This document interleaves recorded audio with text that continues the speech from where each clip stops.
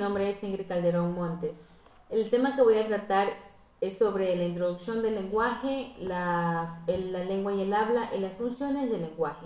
¿Qué es la introducción al lenguaje? El lenguaje es una facultad que posee todo ser humano y que le permite comunicarse por medio de señas. El lenguaje ha sido la principal herramienta que el hombre ha utilizado para expresar sus sentimientos, sensaciones y pensamientos.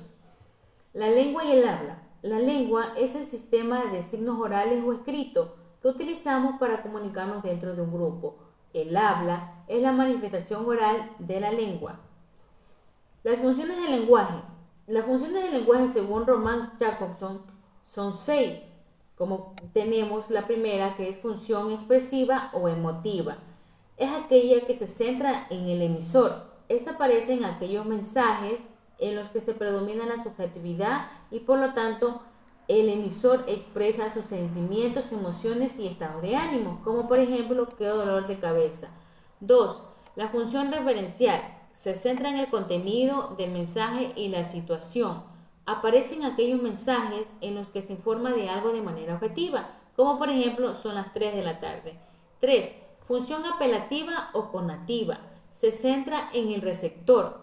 Es aquella que está presente en mensajes en los que el emisor tiene como objetivo condicionar o alterar la conducta del receptor, como por ejemplo, tómate la sopa y vete a la cama. La función metalingüística. Esta función se centra en el propio código de la lengua. Se utiliza para hablar del propio lenguaje, como por ejemplo, Pedro tiene 5 letras. La función poética o estética está orientada al mensaje. Aparece siempre que la expresión atrae la atención sobre su forma. En cualquier manifestación en la que se utilice el lenguaje con propósito estético, como por ejemplo, en el silencio solo se escuchaba un susurro de abejas que sonaba.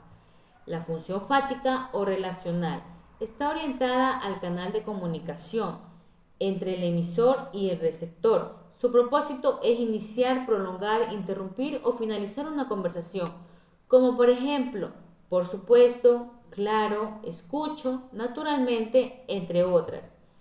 Las funciones, según Carl Burler, postuló que solo existían 3 funciones: la función simbólica o representativa, que se centra en las cosas, seres y relaciones del mundo real o universos imaginarios posibles. Es la única específica del ser humano. 2. La función sintomática o expresiva, en virtud de su dependencia del factor de la comunicación emisor, cuyos sentimientos refiere o expresa o emplea síntomas. 3. La función señalativa o apelativa, mediante la que se influye al factor de la comunicación receptor del mensaje, denotando órdenes, sugerencias, mandatos o preguntas, utilizando señas. Dentro de ellas tenemos las macrofunciones. La función interpersonal es para establecer relaciones sociales, por ejemplo, pásame un lapicero. La función ideativa sirve para expresar contenidos producto de la experiencia y de la visión del mundo, como por ejemplo, comprende acciones, eventos y comportamientos. 3. La función textual es el uso textual de significados y organización coherentes. Por ejemplo, elaborar un discurso o redactar un ensayo. Entre las microfunciones tenemos la función instrumental, que esta función se utiliza para satisfacer necesidades básicas y complementar tareas. Por ejemplo, yo quiero. En la personal tenemos la función que se utiliza para expresar individualidad, sentimientos e identidad. Por ejemplo, aquí estoy yo, entre otras.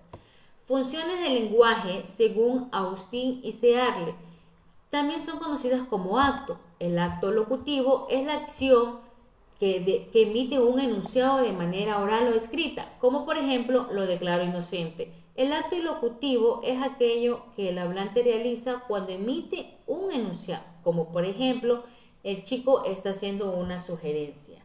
El acto perlocutivo son el resultado que un enunciado produce en el oyente, como por ejemplo, si un hablante le pide un vaso de agua a un oyente, el acto perlocutivo es la persona le alcanza el vaso de agua. Muchas gracias.